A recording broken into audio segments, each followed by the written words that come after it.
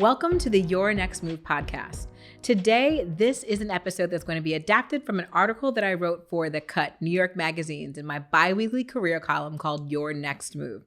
This reader was ready to move into a leadership role, but she knew that she needed to convince her boss. So here's the letter. Dear Kimberly, I'm a staff member at a public university. I've been in my field for 18 years and in my current role for 8. I now have a new boss and I'm trying to show him that I'm ready for and capable of growth. I got my master's degree in 2019 while working full-time. I'm also a parent. A manager role for my team has been reintroduced and I've applied for it. In the meantime, I'm now realizing just how underpaid I am in my current role. How do I start a conversation with my new boss about being stuck? I want to stay at the university because of my position, but I am bored and capable of more. Thank you. So one of the things that I want to share first is that this is so common. And I personally think it's an exciting time for an organization. When your current boss leaves and someone new comes in, it is the perfect time to reset expectations, reset boundaries, and reset your personal and professional brand. New bosses allow you the opportunity to have a clean slate, especially if it's an external candidate coming in from another university or another company. They're looking with a fresh set of eyes, and they're generally trying to form their own opinions, even if they've been warned about someone being disgruntled or debriefed on their first day. In an ideal world, your new manager will be doing a listening tour where they'll take the opportunity to speak to different stakeholders in your department across the university in the first 90 days so they can really understand what's going on and what they like to do, what would they like to change. Your goal here is to position yourself as an asset to your new manager. And I completely understand that right here, right now, you may feel underpaid, undervalued, just plain old bored. And you may want to just get going and change things. However, this team is new to your manager and they want to see staff who are ready to offer potential solutions to old problems, not angst about the old problems.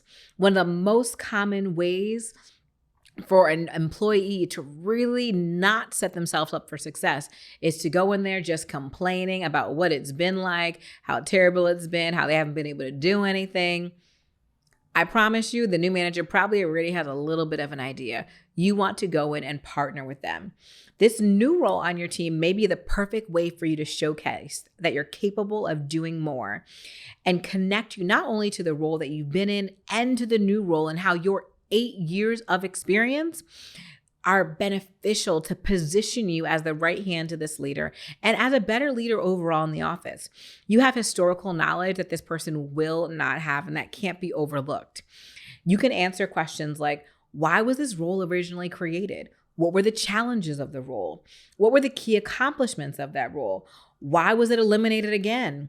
What would you do differently if selected for this role? And last but not least, because you know I like to talk about resources, what resources are needed to make the person in this role successful? These are all questions that you and only you can answer that an external candidate would not be able to do, which I want to reiterate, gives you power and influence in this role and a leg up during any conversations you'll have with the new manager. I recommend scheduling a one-on-one meeting with your new manager to get to know them, understand their vision for the office, and in that conversation, also understand their vision for this new role. Just because you've been in the company for a certain amount of time doesn't mean that they're looking to do the same thing. You want to make sure that there's alignment between your vision, your ideas, your interests, your passions, and this new person's. In the conversation, you'll be able to understand what their vision is, and you'll be able to quickly speak to it based upon your experience. But don't hesitate. If you need a little bit more time to mull over any new information they share with you, do so. But the key is having this meeting so you can understand what this transition could look like and to benefit you. This may feel like a bold move, but being quiet and hoping that the new manager just recognizes your brilliance won't help you ascend to a new level. Last but not least, I want to also talk about your current performance. And I know that this may be a little bit tough, but I want to be tough just so you can hear it. Your current performance is also really key. It's going to be very difficult for you to change gears. And if you've been underperforming, and because you're bored, you feel undervalued, underappreciated, which is not uncommon. And now someone new comes in and you want to change the game and all of a sudden be on the good foot, like my daddy says, it can be a little hard. Not impossible, but a little hard. So as you know, a change like this is happening for any professional who may be in a similar situation. Your current performance matters. In the same way we talk about your current performance when you're going into salary negotiation and the results and the skills you're bringing, in the same thing internal, the same thing goes. So make sure your current performance is where it needs to be. And if not, it is time to shape up fast and make sure that you are aligning with the new vision, new direction, and looking at everything with fresh eyes. Excellence in your current role is the basis for how you will be evaluated in the first few weeks that your new manager is in the office. I wish you the best of luck. And to anyone who's in a similar situation, I wish you luck as well.